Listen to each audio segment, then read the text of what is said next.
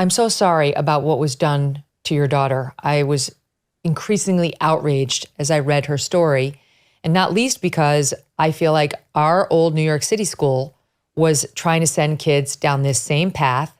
I know they still are. I just saw a parent from that school the other day, and I just talked to a mom yesterday who was telling me about her friend whose daughter was sucked into this ideology, had previously shown no gender confusion, and has now socially transitioned to being a boy. And the mother's in a full panic. And the mother's sitting there saying, but I got her therapy, not knowing, no, that's not what you want to do unless it's a very well-chosen therapist. They're going to shove her down the road. So can we start with your personal story, and then we'll talk about what's happening in California? Sure. So my story is actually pretty typical, as you just expressed. Uh, our schools are now teaching these kids that there is such a thing called gender identity, and they're going in lower and lower classes, even at the TK, so that's pre-kindergarten. They're reading stories to children that they could be born in the wrong body. And they're getting that dose all through their academic careers, even in private schools, as you know. And when that child is then going through puberty, which is distressful, especially for girls, like my daughter, they suddenly decide that they want to, jump ship. They no longer want to be a girl because it's uncomfortable getting hips, getting breasts, getting their period, and they think that boys have it easier. And so they think that they can just wave this magic wand and become a boy because that's what their teachers have been telling them. So that happened to my daughter. She was distressed, lonely. It was COVID, all alone, living in this virtual, reality, and then getting groomed online. So she got a good dose at school. And then the groomers come out as soon as she put on her Instagram account, FTM, female to male. This is a calling card for pedophiles, for older groomers to find her and help her disassociate with her body more. And once it's concretized, then the child comes out to the parents. They have a script. It's versed. And then there's no help in the medical community whatsoever.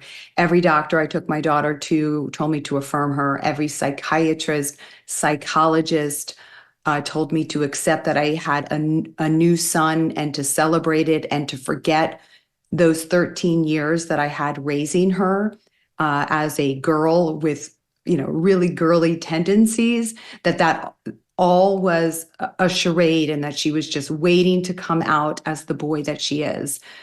So parents, we walk this alone. It is a lonely, difficult journey because everyone is against the parent, from the teachers to the doctors to even sometimes your own family members and your friends. And it's a lonely, difficult task to swim upstream and pull your child out of what I call the gender cult, because that's what it is.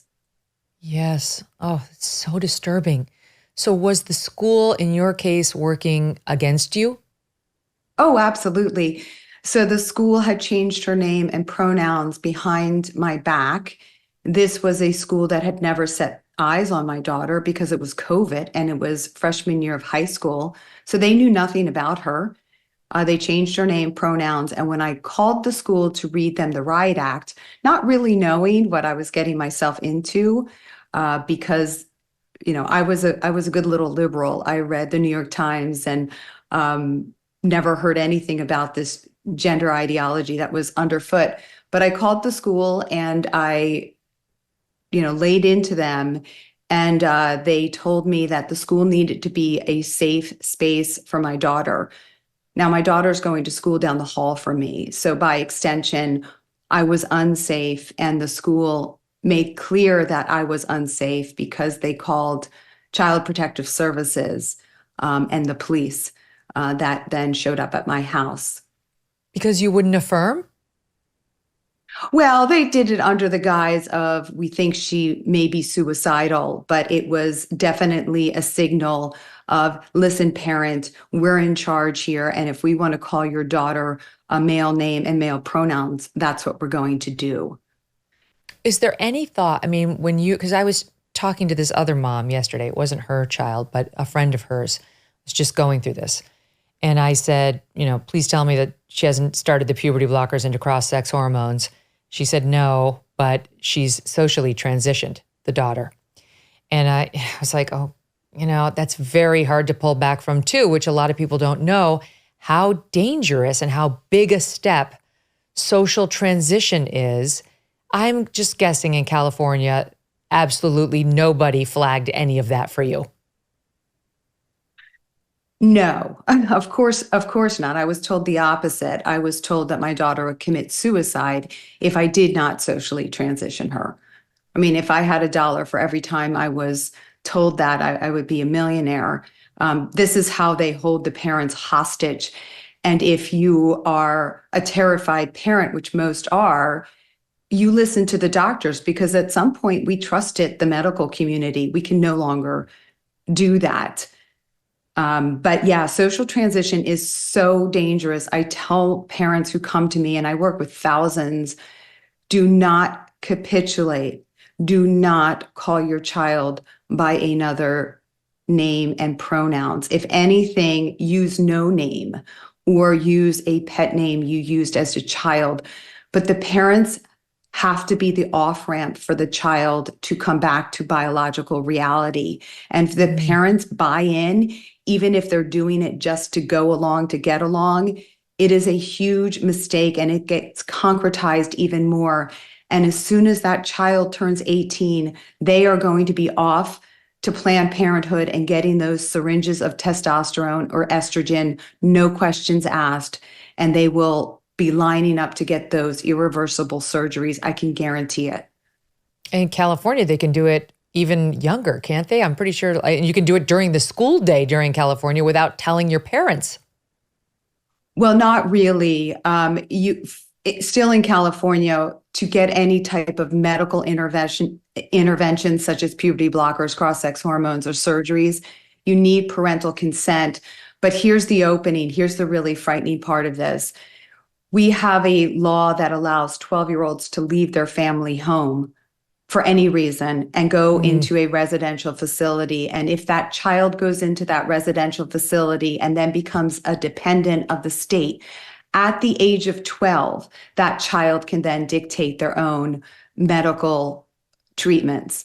And so this is what California is doing. It's pushing forth all these bills to make children be autonomous little adults and be able to leave their family home if their families are non-affirming. And this is coming to every state in the nation. Grand Canyon University, a private Christian university in beautiful Phoenix, Arizona, believes in equal opportunity and that the American dream starts with purpose. Change the world for good by putting others before yourself. Whether your pursuit involves a bachelor's, master's, or doctoral degree, GCU's online, on campus, the campus is gorgeous, and hybrid learning environments are designed to help you achieve your unique academic, personal, and professional goals.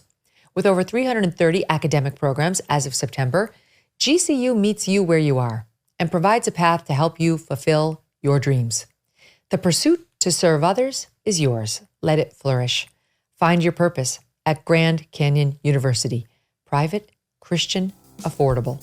Visit gcu.edu. Hey, thanks so much for watching. If you like what you just saw, hit the subscribe button for more clips and full episodes.